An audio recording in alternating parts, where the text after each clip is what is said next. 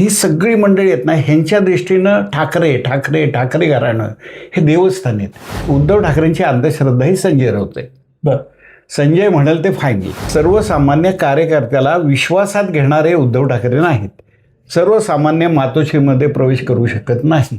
ह्यांचे आमदारच जात नव्हते तर कार्यकर्ते कुठनं जाणार आहेत. आदित्य ठाकरे आज 12 वाजता सगळं तिथं काय म्हणूया बाजार उठल्यानंतर पोचलेत. Damage control. काय तो डॅमेज उद्ध्वस्त झाला तर काय कंट्रोल करणार आहे की तुम्हाला साधा एक आमदार येऊ शकत नाही, तुमचे असलेले आमदार टिकू शकत नाहीत. म्हणजे तुम्ही त्यांना एकतर ती वागणूकच देत नाही. मंडळी नमस्कार. पॉलिटिकल महाराष्ट्रामध्ये आपल्या सर्वांचं सहर्ष स्वागत. मी निरंजन शेळकर आणि आजच्या व्हिडिओमध्ये आपण एकदा महाराष्ट्राच्या आणि देशाच्या राजकारणावर नजर टाकणार आहोत. देशाच्या राजकारणात घडतंय काय तर देशाचं राजकारण पुन्हा एकदा आता 360 डिग्रीवर फिरायला लागले. झालंय काय तर आता फुटाफुटीचं जे राजकारण आहे त्या राजकारणाला पुन्हा एकदा पेव फुटले. आता हे राजकारण आता फुटाफुटीचं पण महाराष्ट्रापर्यंत पोहोचले, महाराष्ट्रात पोहोचले तर ते थेट आता मातोश्रीच्या दारापर्यंत देखील आले. नेमकं घडले काय सविस्तर सगळं जाणून घेण्यासाठी माझ्यासोबत पॉलिटिकल महाराष्ट्राचे ज्येष्ठ संपादक आणि 40 वर्ष पत्रकारितेचा अनुभव असलेले संजीव साळगावकर सर आहेत. नमस्कार. राजकारण पुन्हा एकदा 360 डिग्रीवर फिरले. या अगोदर आपचे काही खासदार असतील, तृणमूल काँग्रेसचे काही खासदार असतील आणि आता महाराष्ट्रातले शिवसेना ठाकरे गटाचे आमदार फुटले. बरोबर आहे. कसं एकंदरीत सर्व घटनेकडे पाहता तुम्ही आता आपल्या मुलाखतीची सुरुवात जी केली ते 360 डिग्रीने केली. आता मूळ मुद्दा ह्या 360 भोवती सगळं राजकारण फिरतंय. त्याचं कारण असं आहे की नरेंद्र मोदी सरकारला काही विधेयकं अर्जंटली पास करून घ्यायची, मंजूर करून घ्यायची आहेत आणि त्यासाठी 2/3 मेजॉरिटी त्यांना पाहिजे. तो आकडा आहे 360. आणि आता त्यांच्याकडे किती आकडे सध्याच्याकडे? आता त्यांच्याकडे बघितलं अजून 12 खासदार त्यांना कमी पडत आहेत. म्हणजे तृणमूलचा गट धरला, आजचा उद्धव ठाकरेंचा अगोदरचा आपचा, आधी आपचा तो चड्डावर राघव चड्डावर फुटलेले धरले तरीही 12 जण कमी पडतात. पण ह्याच्यात सोल्युशन असतं की काही जण अनुपस्थित राहू शकतात ऐनवेळी मतदानाच्या वेळी आणि तो आकडा गाठला जातो. आता अनुपस्थित राहायचं म्हणजे काय, आता मी काही सांगायला नको, सगळ्या लोकांना माहीत आहेत की सभागृहामध्ये अनुपस्थित राहायचं असेल तर आपला शरद पवारांचा गट नेहमीच आघाडीवर असतो. त्यांना त्यात आवडच आहे, सुप्रिया सुळेंना आवड आहे किंवा त्यांच्या संपूर्ण गटाला की बहिष्कार टाकायचा म्हणजे अनुपस्थित झाले. अनुपस्थित राहिले की ती जी सीमा असते ती खाली येते आणि बिल मंजूर होतं. ही साधी स्ट्रॅटेजी आहे. आता दुसरा मुद्दा की 360 हा आकडा कुठनं काढला, कशासाठी, तर काही विधेयकं अशी आहेत जी मोदी सरकारला अर्जंटली मंजूर करून घ्यायची आहेत. म्हणजे त्यांचे ते अजेंडा म्हणा, स्ट्रॅटेजी म्हणा. तुम्हाला आठवत असेल की ज्या वेळेला लोकसभेची इलेक्शन आली त्यावेळी मोदींची घोषणा काय होती, अबकी बार 400 पार. त्यांना 400 खासदार पाहिजे होते हे सगळं सुरळीतपणे पार पडायला. पण ते 400 पारचं बुमरॅंग झालं त्यांच्यावर आणि त्याचा फायदा इंडिया आघाडीने म्हणजे राहुल गांधींच्या विरोधी आघाडीने घेतला आणि त्याच्यात त्यांनी काय केलं की ह्यांना 400 जागा का पाहिजेत तर ह्यांना संविधान बदलायचं आहे. तर संविधान बदलायचं हे त्यांचं नॅरेटिव्ह एवढा फिट बसला की लोकांनी लोकसभेला भाजपला फार तोंडावर पाडलं. म्हणजे तुम्हाला आता महाराष्ट्रातलं चित्र बघितलं असेल की महाराष्ट्रामध्ये काँग्रेसच्या सीट जास्ती आल्या आणि भाजपा, उबाठा आणि शरद पवार यांच्या साधारण 7 ते 10 ह्या रेंजमध्ये आल्या. भाजप खूप खाली उतरलं. आणि मुख्य मी नंतर बोलायचं आपलं हे होईल की आत्ताचा जो गट फुटला आहे उद्धव ठाकरेंच्या याच्यातून 6 जणांचा, हा जर एकनाथ शिंदेंच्या पक्षात मर्ज झाला, शिवसेनेत मर्ज झाला तर महाराष्ट्राचं राजकारण कसं होईल बघा की एकनाथ शिंदेचे खासदार हे भाजपपेक्षा जास्त होतील महाराष्ट्रात. हे असं राजकारण सगळं फिरतंय आता. आता यामध्ये जी विधेयकं म्हणजे मला जे समोर दिसतंय इमिजिएट विधेयक आहे ते महिला सुरक्षा आहे, त्याच्यानंतर मतदार पुनर्रचना ते एक विधेयक आहे, समान नागरी कायद्याचं एक विधेयक आहे आणि वक्फ बोर्डाचं एक विधेयक आहे. आणि आत्ता मी 1-2 दिवसापूर्वी जे वाचलं ते कलम 30 हे रद्द करायचं आहे. कलम 30 काय आहे तर अल्पसंख्याक जो दर्जा आहे जो मुस्लिमांना असतो, जैनांना असतो आणि काही ह्यांना असतो, तर अल्पसंख्याक ही कन्सेप्टच काढायची बहुतेक सरकारला. म्हणजे अल्पसंख्याकांना जे फायदे मिळतात ते ह्याच्यापुढे मिळू शकणार नाहीत. हे त्यांचा एजेंडा आहे, त्याला आपण काही करू शकत नाही. आता ही सगळी विधेयकं 2/3 मेजॉरिटीवरती अवलंबून आहेत आणि 2/3साठी 360 तर 360 भोवतीचे सगळं प्रकरण फिरते. आता आपण ही सगळी चर्चा केली, केंद्रातली चर्चा केली, म्हणजे मोदी सरकारला किती खासदार हवे, त्यांच्याकडे सध्याचा आकडा काय आणि त्यांना नेमकं यातून मिळवायचे काय, ही केंद्रातली चर्चा झाली. मात्र आता आपण सध्या थोडं राज्याच्या राजकारणाकडे लक्ष देऊयात. राज्याच्या राजकारणात आता पुन्हा ठाकरे गटाला पुन्हा एकदा ठेस लागली. या अगोदर देखील त्यांना ठेस लागली होती, मात्र त्यातून त्यांनी देखील सावधगिरी न बाळगता पुन्हा एकदा बेसावधपणा दाखवलाय आणि आता जवळपास त्यांचे 6 खासदार जे आहेत ते शिंदे गटाच्या वाटेवर आहेत. उद्धव ठाकरे ही व्यक्तिमत्व असं आहे की त्यांना उद्धव ठाकरे कसे भारी आहेत, म्हणजे त्यांना देवस्थानी नेऊन बसवणारी जी लोक आहेत, त्यात संजय राऊत आहेत, सुषमा अंधारे आहेत, अरविंद सावंत आहेत, अनिल देसाई आहेत, ही सगळी मंडळी आहेत ना, ह्यांच्या दृष्टीनं ठाकरे घराणं हे देवस्थान आहेत. आणि कार्यकर्त्यांमध्ये जे काही चर्चा होती, ज्या काही तक्रारी होत्या, ह्या त्यांच्यापर्यंत जात नाहीत असं मला वाटतं. कारण नाहीतर काय झालं असतं, उद्धव ठाकरेंना जर ह्या गोष्टी समजत असत्या तर त्यांनी 4 वर्षापूर्वी संजय राऊतना चेक बसवला असता, कुठेतरी थांबवलं असतं. म्हणजे तुम्हाला आठवत असेल की गुवाहाटीला जे गेले एकनाथ शिंदेच्या बरोबर 40 आमदार, ह्यातल्या प्रत्येक आमदारांचं म्हणणं होतं की आम्हाला उद्धव ठाकरेंविषयी प्रॉब्लेम नाही आहे, आमचा प्रॉब्लेम आहे संजय राऊतांशी. मग एवढे 40 जण आमदार फुटतात जे आपल्या जीवावर आलेले असतात, आपल्या पक्षातलं, म्हणजे ते अख्खा पक्षच घेऊन गेले जवळजवळ, तरी यांचे डोळे उघडले नाही. मग यातून प्रश्न पडतो की संजय राऊतांचं आणि उद्धव ठाकरेंचं एवढं सौख्य काय की पक्ष फुटतोय, आमदार जात आहेत, खासदार जात आहेत, तरी पण उद्धव ठाकरे संजय राऊतांना आवडत नाहीयेत. कसं असतं माहितीये का की अंधश्रद्धा जशी आपली असते एखाद्या ठिकाणी, तसे उद्धव ठाकरेंची अंधश्रद्धा ही संजय राऊत आहे. बरं, संजय म्हणाल ते फायनल. तुम्हाला आठवत असेल की एका दसरा मेळाव्याला पहिलाच इकडे एकनाथ शिंदेचा सुरू होता आणि इकडे उद्धव ठाकरेंचा. एकनाथ शिंदेनी एक स्पेशल खुर्ची ठेवून त्यात बाळासाहेब ठाकरेंचा फोटो ठेवला होता, एक आनंद दिघेंचा फोटो होता. आणि उद्धव ठाकरेंनी काय केलं होतं, एक मोकळी खुर्ची ठेवली, त्यात संजय राऊतचा फोटो होता, कारण हे जेलमध्ये होते.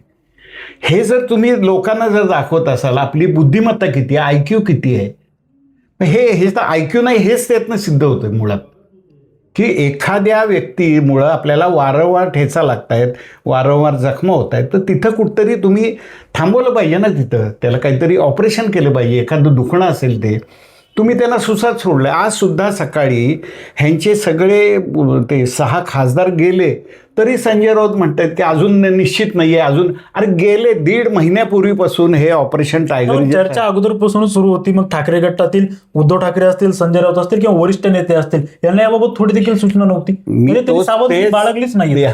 मी तोच मुद्दा म्हणतोय की तुमच्या आमच्यासारख्या सर्वसामान्य लोकांना 1.5 महिन्यापूर्वीपासून माहिती आहे हे ऑपरेशन टायगर होते आणि ह्यातले 2/3 खासदार फुटत आहेत, त्यांचे 9 पैकी 6. आता हे आम्हाला समजतंय, हे उद्धव साहेबांना नसेल समजत, संजय राऊतना नसेल समजत, पण ही सुस्तावलेली पार्टी आहे. ह्यांना कशाशी देणं घेणं नाही आहे, मस्ती मौज मजा ह्याच्यात रमलेली पार्टी आहे. आम्ही ठाकरे शब्द आला की जिंकलो असं जे बिंबवलं गेले कार्यकर्त्यांच्या मनावर, त्याचा फटका तुम्हाला विधानसभेला बसला, त्याचा फटका लोकसभेला बसला, महापालिका हातची गेली. 25 वर्ष तुमच्या हातात महापालिका होती, ती गेली, तरी तुम्ही शहाणे होत नाही. होऊन काय होणार आहे. आणि काल अखेरपर्यंत ह्यांच्या मातोश्रीवर शपथा घेणारा जो संजय दिना पाटील होता, तो आज त्या गटात जाऊन भेटला आहे, तरी ह्यांना कळत नाही. म्हणजे हे धुंदीत वावरणारी लोक आहेत थोडक्यात, ह्यांना काही देणं घेणं नाही. ह्यांना एकंदरीतच उद्धव ठाकरे असतील किंवा संजय राऊत असतील किंवा ठाकरे गटातील वरिष्ठ नेते असतील, त्यांचा आपल्या खासदारांवर आपल्या आमदारांवर अंधविश्वास होता का? कारण की ही चर्चा आहे जी, हे काही 6 खासदार असतील, खासदार आणि आमदार असतील, हे शिंदे गटाला मिळणार याची चर्चा आधीपासून सुरू होती. मात्र या संदर्भातली बैठक अगदी 3 दिवसापूर्वी घेण्यात आली, त्यामध्ये देखील काही खासदारांनी दांडी मारली. ती बैठक घ्यायला, त्यांची समजूत काढायला उशीर झाला काय? ह्याचं कारण असं आहे की एकनाथ शिंदे आणि उद्धव ठाकरे, ह्या आपण तुलनाच करूया चला.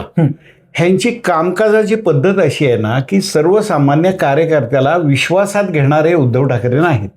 सर्वसामान्य मातोश्रीमध्ये प्रवेश करू शकत नाही. ह्यांचे आमदार जात नव्हते तर कार्यकर्ते कुठनं जाणार आहेत. आमदारांना भेट होत नव्हती. एक संजय शिरसाट वगैरे ही मंडळी बाहेर बसायची, ह्यांना भेट मिळायची नाही. ज्यावेळेस पहिले आमदार फुटले, 40 आमदार शिंदेंनी फोडले आणि गुवाहाटीला घेऊन गेले, त्यावेळेस देखील काही आमदारांनी आक्षेप घेतला होता, विरोध केला होता की आम्हाला मातोश्रीत जाऊ दिलं नाही, आम्हाला वेटिंगला बसवलं जातं. आणि अगदी बरोबर आहे. मग तुम्हाला जर पक्षाची काळजी नाहीये, तुम्हाला शेवटी कसं आहे, कार्यकर्ता हा तुमचं भांडवल आहे, त्याच्या जीवावर तुमचा पक्ष जिंकत असतो. आज नरेंद्र मोदी बघा, कुठल्याही गावात जाऊ दे, खेड्यात जाऊ दे, तिथला एखादा हे असतो त्याच्याशी कनेक्ट असतात. एकनाथ शिंदे, मोदी जाऊ दे, एकनाथ शिंदे यांची तुलना करा. आता कालचं बघा की इतकं सगळं रामायण घडतंय, खासदार फुटणार आहेत, सगळी बोंबाबोंब सुरू आहे. एकनाथ शिंदे रात्री 12 वाजता विमानानं दिल्लीला गेले, दिल्लीवरनं ओम बिर्लांसाठी राजस्थानला गेले, परत आज सकाळी दिल्लीला आले. हे कशासाठी धडपड करत असतील? त्याच्या उलट उद्धव ठाकरे सुस्तावले, घरी शांत झोपलेले होते. आदित्य ठाकरे, उद्धवचं मी म्हणतो एक वेळ ते आजारी होते किंवा ते, आदित्य ठाकरे आज 12 वाजता सगळं तिथं काय म्हणूया बाजार उठल्यानंतर पोचलेत. डॅमेज कंट्रोल काय, तो डॅमेज उद्ध्वस्त झाला, आता काय कंट्रोल करणार आहे? वादळ येण्यापूर्वी तुम्ही डॅमेज कंट्रोल केलं पाहिजे. वादळ येऊन तुम्हाला सुफळा साफ करून गेलं ना, आता काय डॅमेज कंट्रोल करणार आहे? उरलेले अरविंद सावंत, अनिल देसाई, तो वाजे, तिघांना घेऊन काय 5-3-2 खेळत बसणार आहे काय? मग ह्यांना पक्ष कसा चालवायचा हे पूर्वी जी पुण्याई होती बाळासाहेब ठाकरेंची, की बाळासाहेब ठाकरेंनी एक सभा घेतली, सगळी मतं फिरायची. ह्यांना त्या धुंदीत आहेत अजून की आमचं ठाकरे घराणं, ठाकरे म्हणजे दोन्ही, म्हणजे राज ठाकरेंविषयी माझा हाच आक्षेप आहे की तुम्हाला साधा एक आमदार येऊ शकत नाही, तुमचे असलेले आमदार टिकू शकत नाहीत, म्हणजे तुम्ही त्यांना एकतर ती वागणूकच देत नाही. जे ठाकरे बंधूंकडून कार्यकर्त्यांना किंवा त्यांचेच आमदार असतील किंवा खासदार असतील त्यांना योग्य वागणूक दिली जाते. आजच मी एक कुठला तरी व्हिडिओ बघितला, दोन्ही ठाकरेंनी एकत्र यावं आणि देशाचं नेतृत्व करावं असं संजय राऊत काल म्हणाले. त्याच्यावर कोणीतरी आज व्हिडिओ केला आहे, मला एक्झॅक्ट आठवत नाही. त्यांनी लिहिलं की 2-0 एकत्र येऊन काय होणार आहे, म्हणजे परफेक्ट त्यांनी वर्णन केले एकाच डायलॉगमध्ये. 2-0 येऊन एकत्र काय करणार? बरं, आता एकनाथ शिंदेंनी जेव्हा पहिल्यांदा 40 आमदार फोडले, ते आसामला गेले, तिथनं गुवाहाटीला गेले, त्या काळात जर आपण बघितलं तर त्यांची धावपळ आमदार फोडते वेळेस ते त्यांचा चपळपणा आपल्याला पाहायला मिळाला. मात्र कालपासून उद्धव ठाकरे असतील किंवा आदित्य ठाकरे असतील किंवा संजय राऊत असतील, अगदी त्यांना माहिती होतं की आपले खासदार फुटलेत, काही दिल्लीमध्ये पोहोचलेत आणि ते 1-2 दिवसामध्ये एकनाथ शिंदेच्या शिवसेनेत प्रवेश करू शकतात. एवढं सुद्धा माहीत असताना देखील त्यांच्याकडून जसा चपळपणा दिसायला हवा होता किंवा जसं काही कारवाई करायला हवी होती तसं काही करताना त्यांच्याकडून तरी दिसलं नाही. चप्पळपणा तुम्ही म्हणताय की नाही, तुम्ही थोडंच सांगितलं त्यातलं. गुवाहाटीला ज्यावेळी एकनाथ शिंदे होते त्यावेळी गुवाहाटीवरून एकनाथ शिंदे, मुंबईवरून देवेंद्र फडणवीस आणि दिल्लीवरून अमित शहा इंदोरला ह्यांच्या बैठका व्हायच्या आणि सकाळी सगळे आपापल्या घरी असायचे. ह्याच्यापेक्षा काय चपळपणा पाहिजे? म्हणजे असं 2-3दा झालंय त्या पिरियडमध्ये. ते जे गुवाहाटीला जे होते ना त्या काळात, ते त्यांच्या भाषणात त्यांनी सांगितलं मध्ये ह्याच्यात की देवेंद्र यायचे इकडनं, एकनाथ शिंदे यायचे आणि अमित शहा, अशा तिघांच्या बैठका व्हायच्या. फुटल्यानंतर काय, ह्याचा थांगपत्ता नव्हता ह्या मंडळीनं. ही मंडळी जाऊ दे, एकनाथ शिंदेच्या बरोबर जी 40 जण गुवाहाटीमध्ये बसले, त्यांना समजायचं नाही रात्री आपला नेता जाऊन आला इंदोरला. नाही बरं, आता या सर्व परिस्थितीमध्ये आणि एक मिनिट, आणि चपळपणा तुम्ही म्हणताय, एक अजितदादांचा दुर्दैवी मृत्यू झाला, तो भाग सोडा, पण एक 6 महिन्यापूर्वीची गोष्ट बघा. अजित पवार 6ला उठून मिटिंग घ्यायची का नाही? सगळ्या म्हणजे एवढा दरार होता अधिकाऱ्यांच्यावर अजितदादांचा की सकाळी 6ला ते हजर असायचे, त्यांचे जलसंधारण किंवा इरिगेशनचे अधिकारी. एकनाथ शिंदे मुख्यमंत्री असू दे, उपमुख्यमंत्री असू दे, सकाळी 6ला ते कुठेतरी उद्घाटन करतायत, फीत कापतायत, कुणाच्या तरी कार्यकर्त्यांची मेळावे घेत आहेत, हे त्यांचं. आणि देवेंद्र फडणवीस तर ह्यांच्या बरोबरीने धावायचे. असे 3 धावणारे एकत्र नेते होते आणि त्यांना विरोधक दुपारी 12 वाजता उठणारे. काय करणार? पण दुसरे विरोधक आहेत शरद पवार, ते वयामानाने ते होते म्हणजे, पण वयामानानुसार त्यांना आता ते लिमिटेशन्स आल्यात. तिसरा काँग्रेस म्हणजे थोडक्यात सांगू का, ह्या उभाटा सेनेचा मोठा भाऊ आहे. ते एवढे सुस्तावलेले आहेत, त्यांना काही झालं ना की त्यांचा कोणी अध्यक्ष असू दे, विरोधी पक्षनेता असू दे, काही झालं ना त्यांच्या ऑफिसमध्ये एखादी ट्यूब बदलायची असेल तर आम्ही राहुल गांधीला विचारणार. ही एकूण कामाची पद्धत आहे. हे आता पूर्वीचं तुमचं डिजिटल मार्केटिंग आलं आहे, डिजिटल सगळं तंत्रज्ञान आलेलं आहे. इतकं जेवढं फास्ट व्हाल तेवढं व्हायला पाहिजे. बरं, पण मग उद्धव ठाकरेंचा जो करारीपणा होता तो करारीपणा महाविकास आघाडी स्थापन झाल्यानंतर आणि महाविकास आघाडीचा घटक पक्ष झाल्यानंतरच संपुष्टात आलाय असं वाटतं. उद्धव ठाकरेंच्याकडे करारीपणा कधी नव्हता, हे म्हणजे माझा आक्षेपच आहे या गोष्टीला. त्यांच्या फक्त तोंडामध्ये प्रचंड ताकद आहे. म्हणजे एक तू तर राहशील नाही तर मी तर राहशील एवढं म्हणणं सोपं आहे. आणि तुम्ही जनतेला आव्हान करताय एक हा तर राहील नाही तर मी करेन. जनतेने दाखवून दिलं तो राहू दे, तुमचं काय राहिलं. एक तर मी आता उगवणार सूड सूड आणि सूड म्हटलेलं आठवत असेल. जनतेने सूड उगवलं आणि तुम्हाला संपवलं आणि देवाभाऊला नेऊन ठेवलं. कुठे गेले देवाभाऊ. आज प्रत्येक तुम्हाला 288 पैकी 236 लोक एका साईडला होत आहेत. ही तुमची लायकी आहे. ते झाले मोठे, ते देवेंद्र फडणवीस तर आता अशा स्टेजला आहे की ते ह्यांच्या प्रवक्त्यांना उत्तर सुद्धा द्यायला तयार नाहीत. ते म्हणतात भाषणामध्ये त्यांच्याबरोबरचं कोणतरी दिलं उत्तर, म्हणजे मग कोणतरी असतं त्यांच्याकडं. चित्रताई असतात किंवा आमचे केशव उपाध्याय असतात, नवनाथ बन असतो, तो त्यांच्या लेवलला उत्तर देतो. म्हणजे तुमची लायकी त्यांनी त्यांच्या प्रवक्त्याच्या बरोबरची करून ठेवली. बरोबर आहे की नाही. बरं, आता जवळपास 3 खासदार दिल्लीत पोहोचलेत. ते कोणत्याही क्षणी आता शिंदे गटामध्ये प्रवेश करू शकतात. उपमुख्यमंत्री एकनाथ शिंदे देखील आता दिल्लीत पोहोचलेले आहेत. काही मंत्री असतील राज्याच्या मंत्रिमंडळातले ते देखील पोहोचलेले आहेत. ठाकरे गटाला किती मोठा धक्का असू शकतो आणि इथून पुढची परिस्थिती आता खासदारांमुळे कशी बदलू शकते. नाही, एक खासदार गेले म्हणजे तुम्ही बघा, एक खासदार जो असतो त्याच्या अंडर एक 6-7 आमदार असतात, त्याच्या खाली नगरसेवक असतात आणि तो एकटा जात नाही. तो जाताना आपली टीम घेऊन जात असतो, कारण त्याच्या हातात पुन्हा खालच्यांची कामं असतात. नगरसेवकाला उद्या आपल्या मतदारसंघाचा खासदार कोण, त्याच्याकडे आपल्याला काम घेऊन जायचं आहे. तर ही सिस्टीम आहे. त्यामुळे तुमचा एक खासदार जरी गेला तरी खालचे एक साधारण एक फार नाही पण 5-6 आमदार असतात आणि 15-20 नगरसेवक असतात. आता ह्याचा सगळ्यात मोठा फटका ह्यांना जो बसणार आहे माझ्या दृष्टीने शिवसेनेला म्हणजे ठाकरे गटाला, की मुंबईमध्ये ह्यांचे 65 नगरसेवक आहेत.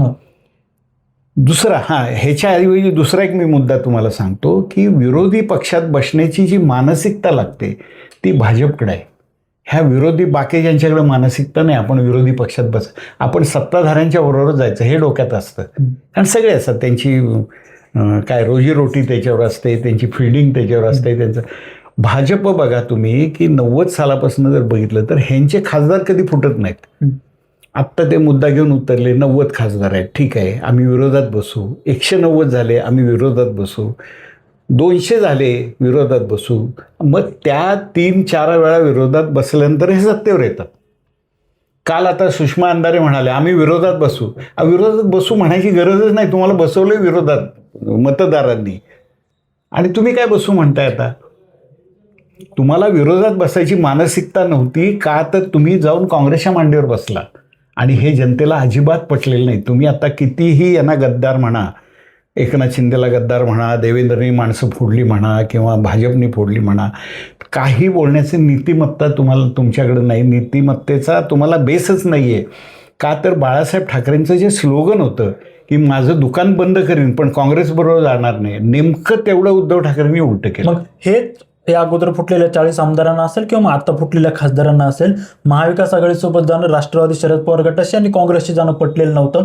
पण काही निर्णय घ्यायला त्यांनी उशीर लावला आणि आता वेळ बघून त्यांनी हा निर्णय घेतला. हा त्यामुळेच घेतला का? त्यामुळेच घेतला. हे आमदारांना कसं असतं की कुकरमध्ये वाफ जमा होत असते आणि एक काळ असा येतो जेव्हा ती वाफ पूर्ण येते आणि ती शिट्टी होऊन आउटलेट मिळालं की बाहेर पडणार. तसं काही जणांचं असतं. तेच तिकडं TMCला झालं ममता बॅनर्जींच्या विषयी.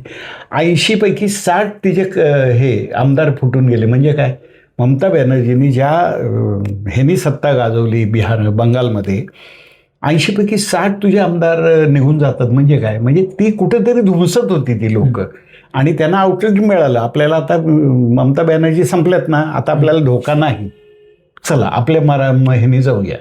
एखादा लहान मुलगा किंवा घरात एखादा हे असतं, आईवडिलांच्या दबावाखाली असतो, खूप दबावाखाली असतो. प्रत्येक गोष्ट विचारून करा, प्रत्येक गोष्ट काय करू आहे. पण एक वेळ अशी येते की त्या मुलाला नोकरी मिळते, त्याला काहीतरी बाहेर मित्र भेटतात आणि ते म्हणतात अरे तू एवढे पैसे कमवतो, चल आपण जाऊया, एन्जॉय करू. तेव्हा त्याला जे हे होतं ते आज ह्या आमदारांना, खासदारांना किंवा पुढच्या आता अजून पुढं फोडाफोडी व्हायची आहे बरीच, त्या नगरसेवकांना, हे झाले की आता आपल्याला तो दबाव नाही आहे. आणि हे असे नेते जर असतील जे दखलच घेत नाहीत, तुम्हाला भेट देत नाहीत, तर जाणार की 100% जाणार. सर्वात शेवटचा आणि महत्त्वाचा प्रश्न, 3 ते 4 खासदार फुटलेत, दिल्लीमध्ये पोहोचलेत, एकनाथ शिंदे देखील दिल्लीमध्ये आहेत. 3 ते 4 नाही, हे 6च फुटावे लागतात, कारण 2/3 लागतं तिथं मेजॉरिटी, त्यामुळे 6च असणार आकडा हा. आकडा जो काही असेल पोहोचले तिथे 4 पोहोचले. आता उपमुख्यमंत्री एकनाथ शिंदे देखील तिथे पोहोचले, त्यांनी लोकसभा अध्यक्ष ओम बिर्लांची भेट देखील घेतली. संजय राऊतांनी देखील ओम बिर्लांची भेट घेतली. आता यानंतर एका खासदाराला मंत्रिपद देण्यात येणार आहे, ते नेमकं कोणत्या खासदाराला देण्यात येईल? कारण की संजय राऊतांनी म्हणलंय रात्री की प्रत्येक आमदाराला 15 कोटी रुपये ऍडव्हान्स पोहोचलाय. हे यामध्ये कसं होणार, ते जेव्हा डीलिंग होत असतं त्यावेळी हे डीलिंग झालेलं असणार आणि एकाला कुणाला तरी मिळेल. पण ह्या सगळ्यांचा आपण सारासार विचार केला तर ते मंत्रिमंडळ किंवा मंत्रिमंडळातलं जे पद आहे ते कदाचित माझ्या मते मराठवाड्याला जाईल आणि ओमराजे निंबाळकर मंत्री होतील, असं आत्ता चित्र दिसतंय. पुढचे काय कॅल्क्युलेशन आहे आपल्याला पुढच्या आठवड्यात कळेल. हा भाग 1. आणि मगाशी तुम्ही म्हणला की जागं होणं हा जो प्रकार असतो, आज जाऊन किंवा आज कोण अरविंद सावंत, अनिल देसाई आणि संजय राऊतने प्रेस कॉन्फरन्स घेतली, त्याच्या आधी त्यांनी ओम बिर्ला म्हणजे लोकसभेचे सभापती ओम बिर्लांना पत्र दिलं की हे आले तर ह्यांना तुम्ही वेगळा गट म्हणून मान्यता देऊ नका, हे गद्दारी आहे वगैरे, ते त्यांच्या भाषेत सांगितलं असेल. पण हे इतके आता मूर्खच म्हणायला पाहिजे, त्यांनी काल त्यांना पत्र देऊन त्याच्या सह्या पण घेतल्या. तो म्हणजे ह्यात अलर्ट कोण, पुढं काय होणार आहे हे एकनाथ शिंदेना माहीत असतं. पुन्हा एकदा ते उशीरच झाला. तो उशीर आहे, आयुष्यभर उशीर होणार आहे. हा शिवसेना पक्ष, उद्धव ठाकरे, संजय राऊत, सुषमा अंधारे आणि ही जी मंडळी आहेत ही एक दिवस संपवणार आहेत. म्हणजे त्रागा करून बोला वाटतं, ह्यांना काहीही भवितव्य नाही आहे, ह्यांना दूरदृष्टी नाही, शिस्त नाही आहे किंवा आपलं धोरणं काय. ह्यांनी सांगा बरं, उद्धव ठाकरेंनी मुख्यमंत्री पदावरनं उतरल्यानंतर काय केलं सांगा, एक गोष्ट सांगा त्यांनी केली.